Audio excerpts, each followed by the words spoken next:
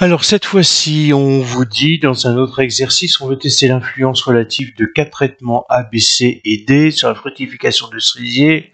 Et on regarde l'absence ou la présence de fruits sur 2000 rameaux et on donne les résultats suivants. Donc on a ces résultats et la question est y a-t-il indépendance entre la nature du traitement et la présence des fruits?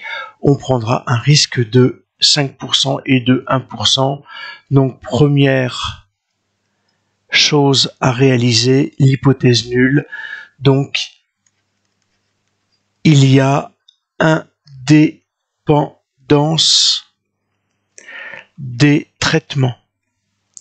C'est-à-dire que en réalisant cette affirmation, on va pouvoir calculer les valeurs théoriques que l'on devrait avoir normalement ici. Donc, dans un premier temps, ce que je vais faire, c'est calculer les totaux marginaux. Les totaux ici. Et puis, ici, j'ai 2000. Et avant de réaliser les sommes, ce que je vais faire, c'est que je vais copier ce tableau pour venir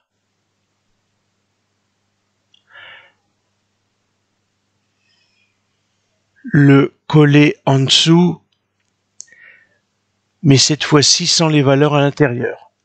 Donc la somme marginale de la ligne 280 plus 350 plus 320 plus 350 me donne un total de 1300. Je fais de même pour la seconde ligne.